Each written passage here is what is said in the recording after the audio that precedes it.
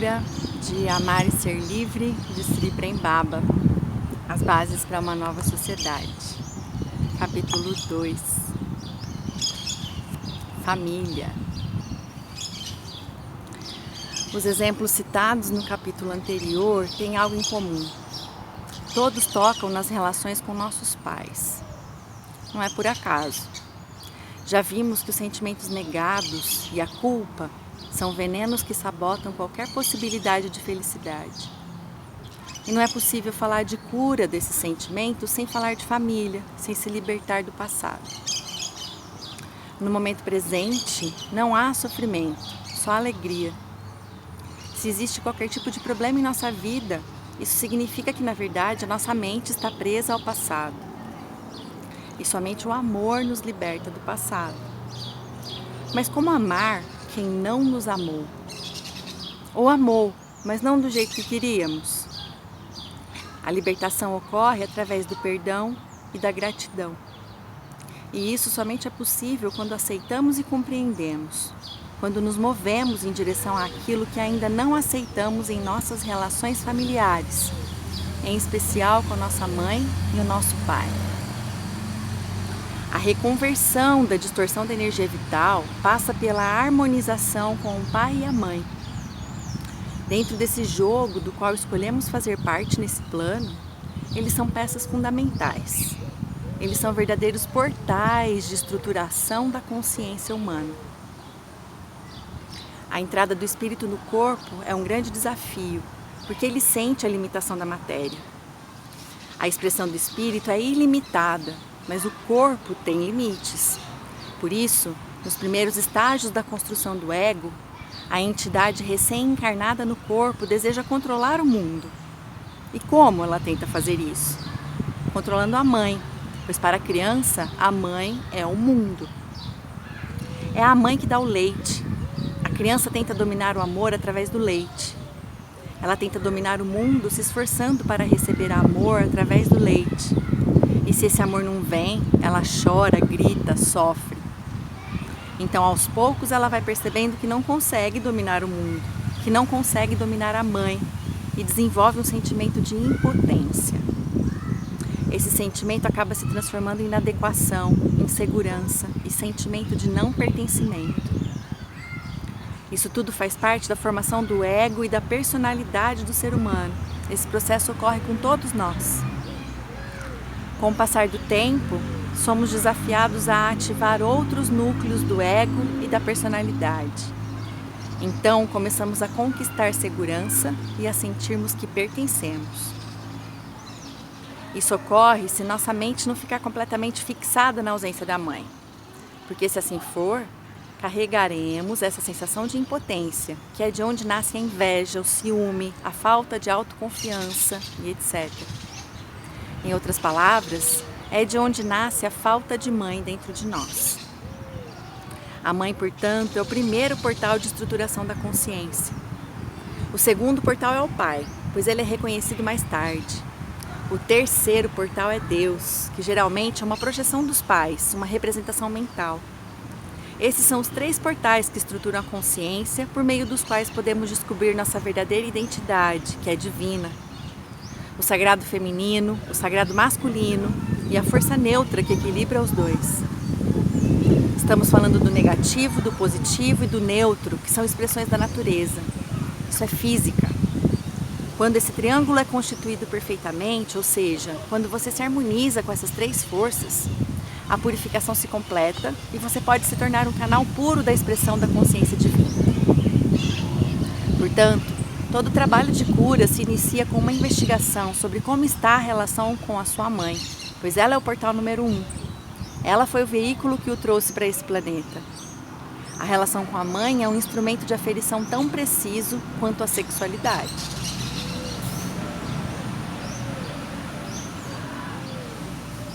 Depois do portal da mãe, o portal do pai vai sendo acordado aos poucos, de acordo com o desenvolvimento do ego. Porém, se você sente ou deduz pelos sintomas na sua vida que o portal mais desarmonizado é o do pai, é possível iniciar esse trabalho de cura por ele, pois um portal conduz ao outro e vice-versa. Mas independentemente de qual portal você esteja precisando trabalhar, o remédio é o mesmo: perdão e gratidão. Para isso, é preciso compreender exaustivamente a sua relação com essas figuras que fizeram parte da sua formação e liberar os sentimentos negados que sustentam a identificação com a criança, que acredita não ter sido amada na infância. O processo de cura. Comece observando se o amor está fluindo fartamente na direção dessa manifestação do sagrado feminino, que é sua mãe. Você pode também aproveitar para ver se o amor está fluindo na direção das mulheres que estão à sua volta e que representam desdobramentos desse feminino. Se você é uma mulher, observe se pode amar a si mesma. Veja se pode expressar as qualidades do feminino ou se está condenando e destruindo o feminino fora de você. O processo de cura ocorre a partir do filho para a mãe, mas é claro que muitas filhas também são mães. Quando elas podem fazer esse resgate da mãe dentro delas, acabam ajudando seus filhos, reparando seus erros e pedindo perdão. Cada lágrima não derramada e cada protesto não enunciado é uma barreira. Há que se ter disposição de liberar esses conteúdos reprimidos do seu sistema, até que você possa crescer em compreensão e saber por que nasceu através dessa mãe e desse pai. Até que possa compreender o histórico da sua alma e obter clareza sobre o seu karma e, consequentemente, sobre o seu dharma. Muitos já conhecem esses conceitos de karma e dharma, mas vale explicar. Eles são utilizados por diversas tradições do Oriente e se referem a leis espirituais. Karma, literalmente, significa a ação e se refere à lei de ação e reação, ou seja, para toda a ação existe uma reação. Dharma se refere à conduta que respeita e segue a lei natural das coisas, que está em harmonia com o cosmos. Quando nos alinhamos com o Dharma, estamos nos alinhando com o nosso propósito na Terra. Nós nascemos em determinada família para purificar nosso karma, e essa purificação é o que possibilita que nos alinhemos com o nosso Dharma, o nosso propósito da alma. Quando essa clareza chega, perdoamos e agradecemos. Mas para isso, precisamos ter coragem de olhar nos olhos dos pais e permitir sentir. Enquanto estamos inconscientemente identificados com a criança ferida, ou seja, a criança que não se sentiu amada, os pais são uma ameaça para nós. Com isso, desperdiçamos a vida, reeditando as feridas infantis, o que significa que continuamos repetindo a miséria da infância nos nossos relacionamentos. Inconscientemente, alimentamos uma esperança mágica de que as coisas sejam diferentes dessa vez. Mas sem consciência, esse processo só leva a novas e retumbantes frustrações. E chegamos a achar que não merecemos ser felizes, que a vida é mesmo um grande inferno. E nesse estágio, ela realmente é.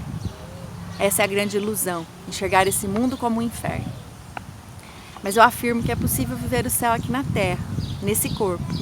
Isso é uma questão de consciência.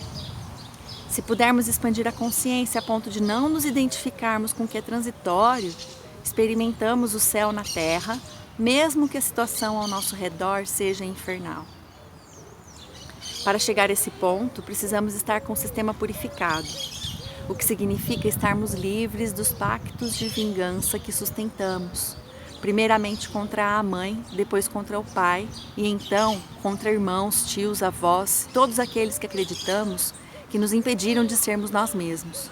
Aqueles a quem acusamos de terem bloqueado o fluxo da nossa energia vital. Não é possível abrir o terceiro portal, Deus, sem que os dois primeiros estejam harmonizados. Esse é o caminho. Quando pudermos renunciar aos pactos de vingança e ao jogo de acusação, quando pudermos ter empatia e nos colocar no lugar dos que nos feriram, para compreender suas motivações, estaremos prontos para renascer no espírito e ver que a mãe está na lua, no rio, nas flores, nas pedras, em toda a natureza e dentro de nós. Mas devemos prestar atenção para não cairmos na armadilha da culpa. Não se cobre por não ter essa gratidão. Não se condene por sentir raiva. Mais vale uma raiva verdadeira do que um sorriso falso. Nunca se esqueça disso. Somente a verdade liberta. A verdade tem todas as suas manifestações. Assim, vamos aprendendo a sustentar a consciência no momento presente e fazendo com que a mente se torne equânime. Somente assim poderemos resgatar a nossa linguagem esquecida, a linguagem do êxtase. Prática para abrir o portal da Mãe. Esse exercício é um convite para examinarmos como está de verdade a nossa relação com a Mãe. Será necessária muita honestidade, pois é um convite para retirar as máscaras e abrir espaço para sentimentos verdadeiros, tanto positivos quanto negativos. Simples e poderosa, essa prática costuma gerar resistência, porque leva a espaços internos carregados de memórias antigas. Mas é um trabalho necessário, porque a felicidade plena só ocorre se você já tiver purificado as suas dores. Reserve um tempo para você. Um trabalho como esse pode ser muito profundo e intenso. Por isso, peço que você se recolha durante o processo. Programe-se para evitar distrações e conversas desnecessárias pelas próximas 24 horas, para não desperdiçar a energia que pode ser usada em sua cura. Contate sua mãe dentro de você. De olhos fechados, respire suave e profundamente e deixe a imagem da sua mãe vir à sua mente. Se não vier nenhuma imagem, sintonize-se com a energia dela e identifique o que sente. Cheque seus sentimentos com relação a ela. Seu coração está aberto para ela? Você sente que pode fazer uma reverência em agradecimento por ela tê-lo trazido para esse planeta? Verifique se a sua reverência, a sua gratidão vibram no seu corpo ou se está no plano da máscara. Veja se é apenas uma expressão da máscara do bom menino. Pergunte-se com sinceridade: tem vergonha dessa mulher? Gostaria que ela fosse diferente? Guardo mágoas com relação a ela? Tenho raiva dela? Como ela me tratou quando criança? Ela esteve sempre presente? Ela me acolheu, protegeu, deu carinho e amor? Tome cuidado com a máscara. Não sentir nada pode ser sinal de amortecimento, uma proteção para não entrarmos em contato com os verdadeiros sentimentos. Permita-se ir mais fundo, além da normose, essa manifestação passiva da raiva que nos dá a sensação de que está tudo normal quando estamos anestesiados. É preciso ter disposição e coragem para encarar a própria história, mesmo as partes desagradáveis, até que possamos aceitá-las com tranquilidade. Só aceitamos quando podemos encarar e compreender. E para compreender, talvez precisemos liberar sentimentos trancados. Evoque a sua mãe. Repita o mantra mãe como se estivesse chamando pela sua mãe, da mesma forma que chamava por ela quando era criança. Se você não lembra como a chamava, simplesmente chame mãe, mãezinha. Repita o mantra o quanto puder, durante 24 horas. Apure os sentidos para as respostas e registre-as. Se emergirem conteúdos internos, sugiro que escreva uma carta simbólica para sua mãe. Nela, você poderá expressar tudo o que nunca teve coragem de falar, colocando para fora aquilo que está realmente engasgado. A carta não deverá ser enviada, você deverá queimá-la mais tarde. É um importante de escrever. Um dos truques da mente é pensar: eu já posso ver e entender. Mas ao expressar tudo por ver e entender, por escrito, você ventila uma parte do seu ser. Aceite o que vier. Pode acontecer de você focar no portal da mãe e acabar abrindo o portal do pai, o portal do masculino. Se assim for, no exercício que propus, troque o mantra por pai e siga os mesmos passos. Um processo gradual. Tenho feito esse trabalho de cura das relações familiares por anos, principalmente durante as temporadas na Índia, quando realizamos encontros diários e temos a oportunidade de estar em um círculo mágico, protegidos pela elevada atmosfera espiritual de Rishikesh, a morada dos sábios, aos pés do Himalaia. Depois do trabalho, muitas pessoas relatam terem acessado núcleos de dor profundamente escondidos. Alguns sentem a necessidade de manter a prática do mantra mãe ou pai por mais dias, pois constatam o poder dessa prática. Alguns relatam ter aberto verdadeiros portais espirituais. Muitos vão para os 7º céus, outros para os 5º dos infernos, mas todos acabam sempre recebendo alguma compreensão e são tocados pela gratidão. Porém, trata-se de um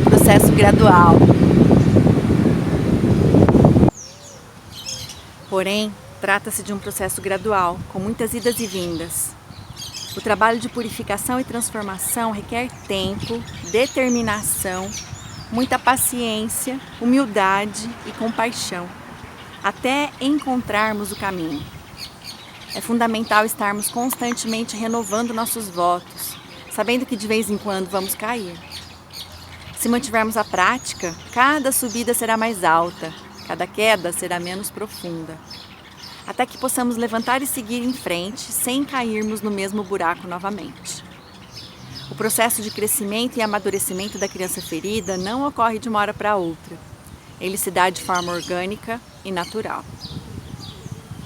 Aqueles que realizam essa prática esperando que a cura seja instantânea acabam caindo na armadilha do eu idealizado, esse tirano cruel que te habita e sempre exige a perfeição. Ele exige que você não tenha mais mágoas, ressentimentos ou qualquer tipo de dor no seu sistema. Muitas vezes sentimos que conseguimos dar um passo e chegamos a sentir a alegria dessa conquista.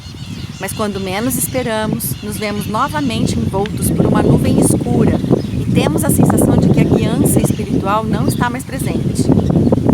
Ficamos tensos e nos sentimos novamente sozinhos, separados, isolados, porque não podemos perceber a presença espiritual. Sempre que isso ocorre, a nossa consciência rebaixa e acabamos repetindo os mesmos padrões e hábitos dos quais aparentemente havíamos nos libertado.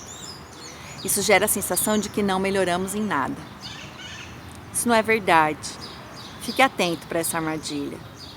Tendemos a prestar mais atenção nos defeitos e a olhar primeiramente para aquilo que está faltando e não para o que já conquistamos. É preciso dar um passo de cada vez e comemorar cada conquista. Só assim poderemos ter disposição para dar o próximo passo. A cura não ocorre de uma vez, não é um relâmpago, mas uma estação inteira, com chuvas e estiagens. Se de um lado é importante reconhecer o nosso progresso, de outro, devemos estar atentos para não imaginarmos que uma etapa equivale ao caminho todo. Essa é outra armadilha do ego. Devemos estar conscientes de que a purificação se completa apenas quando conseguimos amar e nos doar desinteressadamente. Quando podemos perdoar, agradecer e enxergar Deus em todos, principalmente nas pessoas que compõem a nossa constelação familiar. Quando nossa compreensão é iluminada e aceitamos o jogo. Nesse momento, estamos prontos para cortar o cordão umbilical. O verdadeiro significado da maternidade. Quero agora fazer um link entre a carência afetiva e a maternidade, pois percebo que nossa sociedade precisa ter uma melhor compreensão do verdadeiro significado dessa iniciação espiritual que é ser mãe. Mas antes, vamos recapitular o tema da carência. Em maior ou menor medida, todos nós, em algum momento da infância, nos confrontamos com o sentimento de que não estamos sendo amados, ou de que fomos abandonados, rejeitados, excluídos ou humilhados. Todos nós sentimos falta da mãe e desejamos o amor exclusivo dela. Porém, nem mesmo uma mãe muito amorosa e consciente pode suprir a necessidade de amor exclusivo que a criança exige. Nasce então uma carência, um buraco em nós. Isso faz parte do processo natural de estruturação do ego. O caminho natural da alma humana é amar desinteressadamente e tornar-se o próprio amor. Mas no seu estado embrionário, ela experimenta justamente o oposto disso, o desejo de receber amor exclusivo. Quanto mais novinha a criança, mais exclusividade de amor ela precisa. Logo que o bebezinho nasce, ele precisa de total atenção. E conforme ele vai crescendo, essa necessidade vai diminuindo. Constatamos então que a carência tem sempre alguma coisa a ver com a mãe, apesar de o pai também ter seu papel no jogo. Em algum momento, você já questionou por que as pessoas querem ter filhos? Já notou a existência de uma programação social que nos conduz a casar e automaticamente ter filhos? Você já se perguntou se isso realmente faz sentido? Eu percebo essa questão como fonte de angústia para muitas mulheres e para muitos homens também. Em primeiro lugar, se faz necessário descobrir quem em você deseja ter um filho. Vamos compreender melhor essa questão. Toda alma carrega um programa equivalente ao Dharma, o caminho que conduz à união com o todo, à felicidade suprema, à iluminação. Algumas vezes está de acordo com esse programa dar à luz um filho, porque para chegar à plenitude do que precisa ser atingido nessa vida, é necessário dissolver karmas específicos que serão ativados somente através do nascimento de um filho. E muitas vezes, certos elos do Dharma são encontrados apenas dentro desse karma. Portanto, determinadas almas carregam esse desígnio, esse programa. Às vezes, ser mãe faz parte de um verdadeiro comando espiritual, um comando do coração. Porém, ainda é muito raro que uma mãe tenha consciência da maternidade como uma iniciação espiritual. É muito raro encontrar casais que estão nessa frequência. O mais comum é que os casais tragam filhos para o mundo apenas para responder uma programação social e cultural, para atender às necessidades da própria criança ferida, para aliviar a carência. Na maioria das vezes, os filhos são gerados de forma inesperada, sem planejamento ou escolha consciente. E mesmo quando existe uma escolha, a decisão é fruto do medo da escassez, do medo da solidão. Ainda é muito comum os pais trazerem os filhos sem estarem desejando por eles.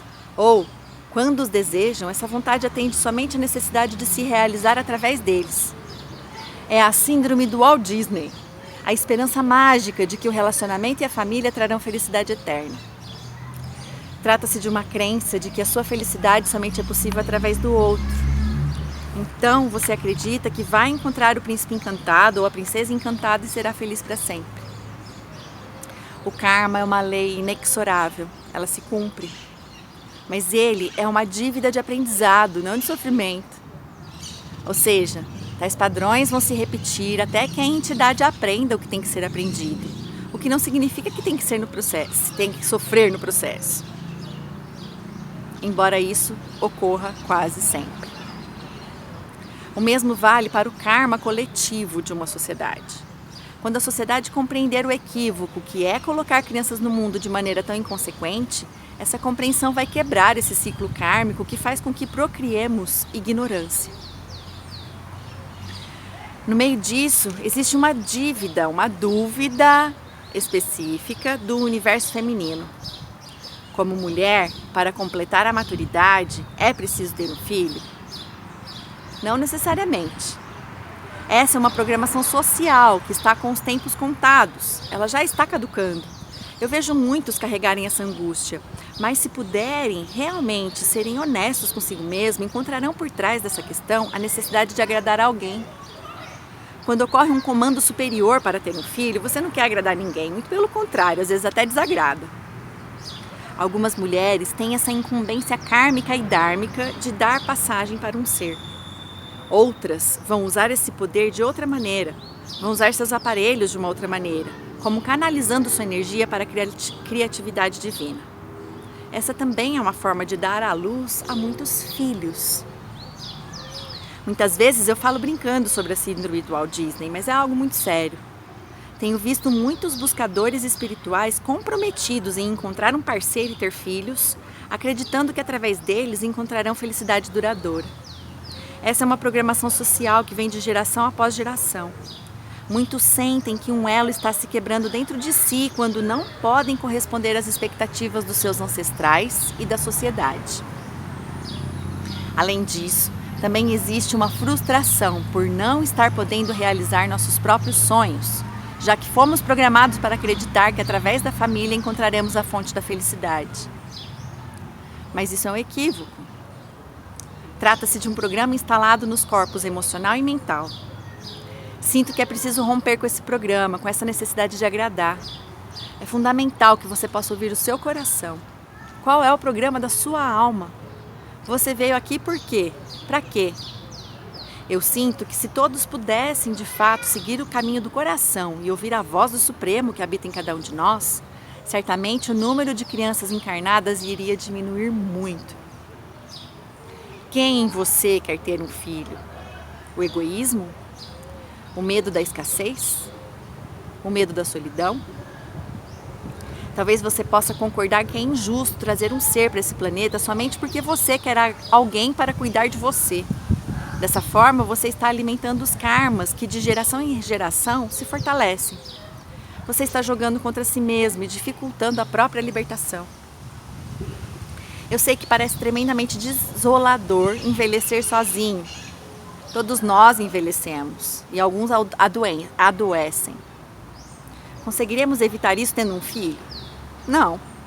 Vamos minimizar nosso sofrimento porque alguém vai cuidar de nós e nos dar comidinha na boca quando estivermos velhos?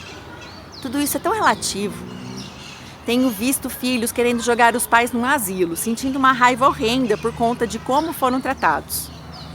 Vejo gente torcendo para que o pai e a mãe morram, para que se livrem do problema que é a sua velhice. Não nos iludamos. Por que e para que ter um filho? Só quem tem a resposta para essa pergunta é o coração. Se você já trouxe um filho para esse plano, você será exigido. Existe uma responsabilidade. Você criou um karma e não há como fugir dele. A fatura já foi emitida. Tenha calma. Não é um caso para desespero ou arrependimento. Mesmo que tenha sido um ato inconsciente, ele também lhe serve, pois lhe dá uma grande oportunidade de romper com o ciclo kármico. E a única forma de fazer isso é amando incondicionalmente, porque o seu filho vai exigir exatamente isso de você. A maternidade ou paternidade é uma iniciação espiritual para testar o seu amor, o seu altruísmo, até o limite. E estando muito identificado com a criança ferida, com a carência, possivelmente essa prova será muito difícil. Em meio ao imenso amor que sente e manifesta pelos filhos, haverá momentos em que você será tomado pela raiva e sentirá culpa por isso. A criança sente o seu amor, mas também sente a sua raiva. Então, ela fica com raiva por sentir que você não está aberto como ela gostaria. E também sente culpa por ter raiva de quem ela deveria amar. E assim, o círculo vicioso se perpetua. Ressignificando o nascimento. Esse círculo vicioso precisa ser rompido. E o único poder capaz de fazer isso é o amor. Mas para poder abrir o coração, há que se compreender todo o drama, toda a história. Há que se perdoar. Muitas vezes é preciso atravessar uma muralha de orgulho e vaidade. Tanto pais quanto filhos criaram muitos sistemas de defesa para excluírem uns aos outros. Para sobreviver com tanta raiva e culpa, ambos aprendem a anestesiar esses sentimentos e acabam criando uma indiferença, que é uma forma passiva de ódio. E a raiz desse ódio é a culpa por não terem feito a sua parte no jogo. A chave para nos libertarmos disso é aceitarmos que não podemos fazer a nossa parte. Não podemos fazer a nossa parte, mesmo. Essa aceitação requer muita humildade. É preciso ter a disposição de assumir que talvez tenhamos errado. O ser humano é imperfeito.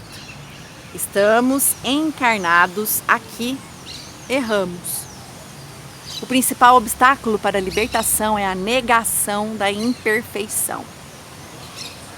Temos vergonha das nossas imperfeições, mas há que se ter disposição de aceitá-las para poder derrubar os muros que nos aprisionam, para abrir o coração. Somente assim será possível sair da construção que criamos para nos proteger. É verdade que a escolha de ter um filho também faz parte de um impulso evolutivo. O poder que gera esse impulso é o karma. Essa é a lei que cria o encontro e ativa esse instinto, esse desejo de fusão. Como já vimos, dentro do ser humano existe um profundo anseio pela unidade. A força erótica é um tremendo poder de fusão. Queremos experimentar a união. O programa da força erótica é conduzir-nos para a experiência do amor. Por isso existe um tremendo impulso de fusão que gera o desejo de procriar.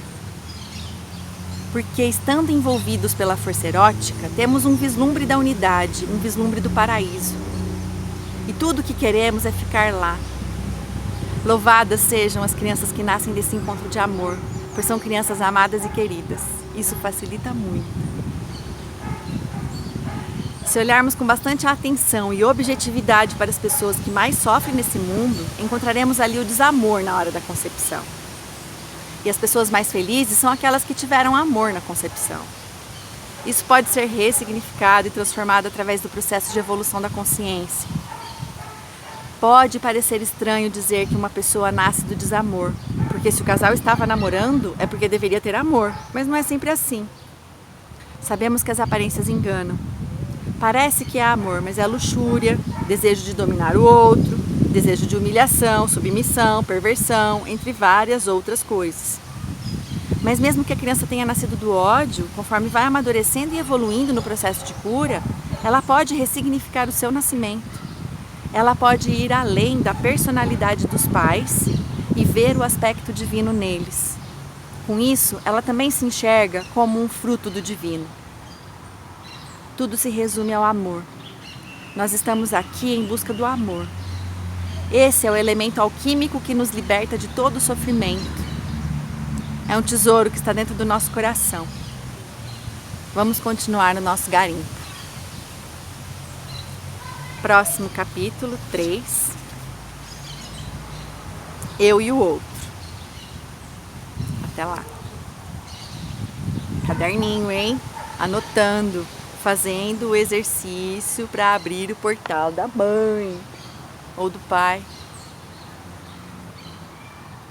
Bom trabalho.